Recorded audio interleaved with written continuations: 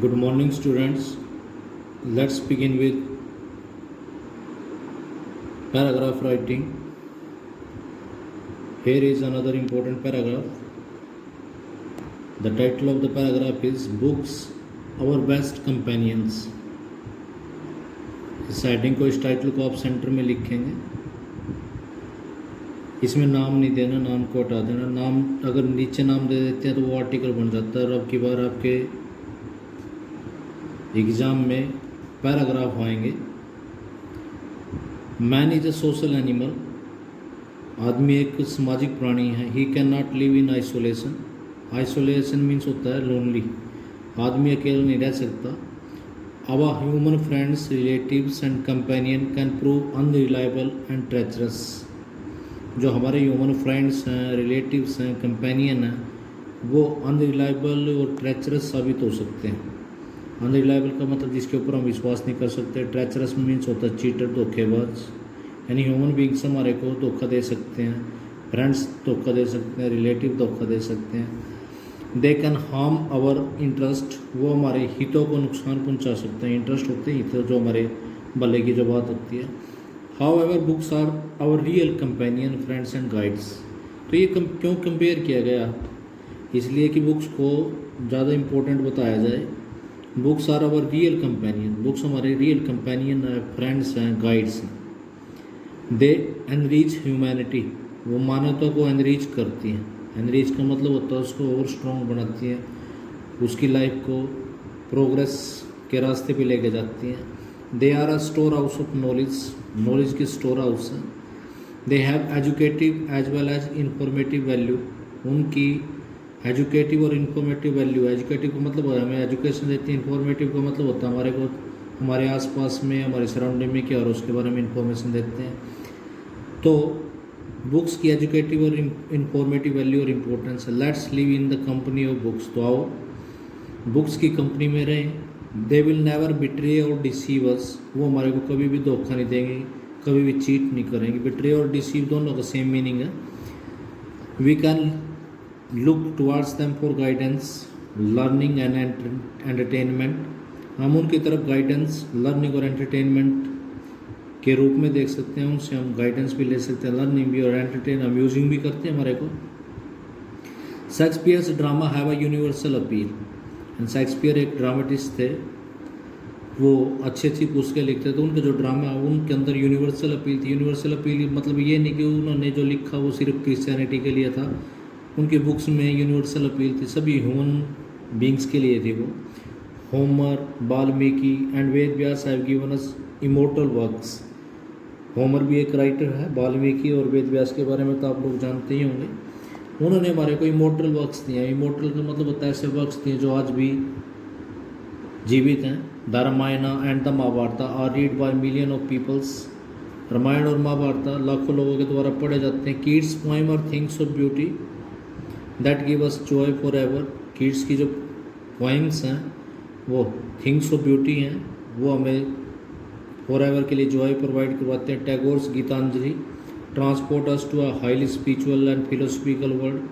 Tagore's ने पुस्तक लिखी थी गीतांजलि, जो हमारे को आध्यात्मिक और दार्शनिक संसार में लेकर जाते हैं, मतलब हमें अलौकिक संसार के बारे में बताती है।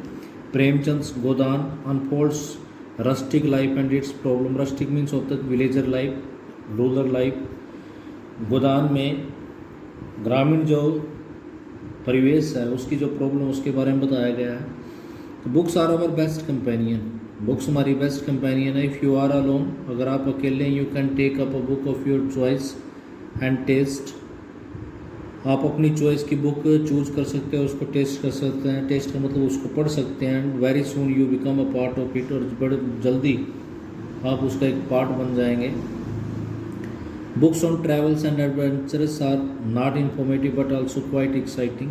ट्रैवल्स और एडवेंचर्स के ऊपर जो बुक्स लिखी जाती है वो न केवल इन्फॉर्मेटिव होती है बल्कि एक्साइटिंग भी होती हैं। The biographies of great man like Lincoln, Gandhi can be a source of inspiration. Lincoln और गांधी जैसे लोगों पर जो बायोग्राफी, आत्मकथा लिखी जाती है वो हमारे लिए प्रेरणा का स्रोत बन सकती है। It is never too late to enter the world of books. तो बुक्स के संसार में एंटर करना कभी भी देरी नहीं होती। The sooner you enter the better it is. तो जितनी जल्दी आप उसमें घुस जाओगे उतना ही अच्छा होगा।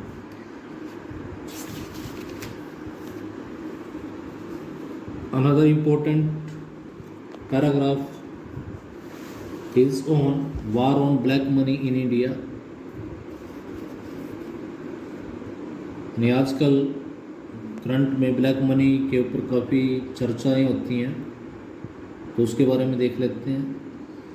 मोर smoke than light has been generated by the current outcry on black money.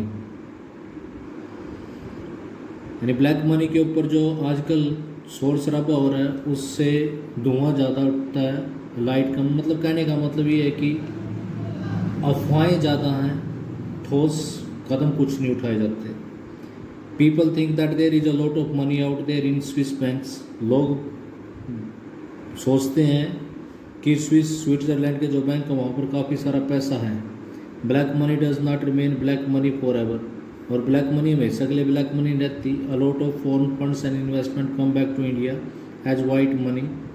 काफ़ी सारा फॉरेन फंड या इन्वेस्टमेंट जिन्होंने बाहर इन्वेस्ट किया हो वापस वाइट मनी होकर दोबारा फिर इंडिया में आ जाता है। Income generated through illegal activity is the basis for generating black money. यानी इलीगल एक्टिविटीज़ के द्वारा जो पैसा पैदा होता है वो ब्लैक मनी जनरेट करने का आधार होता है। Global terror business, drugs, arms dealing, real estate, hawala transaction, to name just a few create black money. तो ये जितने भी हैं, अगर किसी ने टेरर का बिजनेस करना है, देश में टेररिस्ट एक्टिविटी को बढ़ावा देना है तो पैसे देंगे दूसरों को। ड्रग्स अगर किसी ने बेचने तो उसमें पैसा देंगे। तो ये जितनी भी यहाँ पर बातें बताई गई हैं सेंटेंस में वो उनसे ब्लैक मनी क्रिएट होती है। Fortunately the global crackdown on black money has begun. भाग्यवश क्या है कि ब्लैक मनी के ऊपर जो ग्लोबल क्रैकडाउन है, मतलब ग्लोबल जो चाबुक चला है वो शुरू हो चुका है। लोगों ने इसके खिलाफ स्टेप्स उठाने शुरू कर दिए हैं। The G20 summit in London gave a clear message. G20 summit हुई लंदन में, उसमें एक क्लियर मैसेज दिया गया था। The era of banking secrecy is over. यानी बैंकिंग सिक्रेसी का जो एरा था, युग था, वो ख़त्म हो गया। India is a strong supporter of this move. और इंडिया ने इस मूव को काफ़ी अच्छे से सपोर्ट किया। Black money has become a political football in India. अब ब्लैक मनी इंडिया में एक पॉलिटिकल फुटबॉल की तरह बन गया। मतलब अब जो ब्लैक मनी के ऊपर चर्चा करेगा, उसके बारे में जो करेगा, वो राजनीतिक पार्टी उसका लाभ उठाएगी। Government must bite off only what it can chew. यानी गवर्नमेंट वही चीज़ बाइट करती है जो वो च्यू करेगी, मतलब जिसके बारे में वो फैलाएगी, स्प्रेड करेगी, तो उसको ही आगे बढ़ाएगी। The success in getting black money depends on international action and cooperation among Nations. यानी ब्लैक मनी के ऊपर सफलता पाना इंटरनेशनल एक्शन और राष्ट्रों के द्वारा, देशों के द्वारा कोऑपरेट करना, उसके ऊपर डिपेंड करता है। rather than looking for the foreign aid, the battle against black money must be waged at home। यानी विदेशी देश दूसरे देशों की तरफ देखने के बजाय हमें ब्लैक मनी के खिलाफ घर पे ही शुरुआत करनी पड़ेगी। Unless black money generated at home, unaccounted money can not be transferred abroad. यानी जब तक घर में पैसा ब्लैक मनी जनरेट ही नहीं होगा तो बाहर कैसे जाएगा। Centre and state need to work on reforms. Centre ने और स्टेट ने ब्लैक मनी के खिलाफ सुधारों पर काम करना चाहिए। Tax rate need to be moderate. Tax rate moderate होने चाहिए, मतलब जेन्युइन होने चाहिए। The law must be simple, कानून सिंपल होने चाहिए। There should be no temptation to evade. किसी प्रकार का कोई लालच नहीं होना चाहिए बचने के। It is time to push ahead with the new tax code. अब समय है कि नए टैक्स कोड के साथ आगे बढ़ा जाए। This is a long drawn out battle and can be one with a lot of patience and sincerity on the part of government and people of the country. ये काफ़ी लंबी समय से चली आ रही बैटल है और इसको पेशेंस और सिंसियरिटी के साथ जीता जा सकता है, और जिसमें गवर्नमेंट और लोगों के सहयोग की ज़रूरत है। That's all for today students. You have to write and learn all both these paragraph. Thank you. Have a nice day.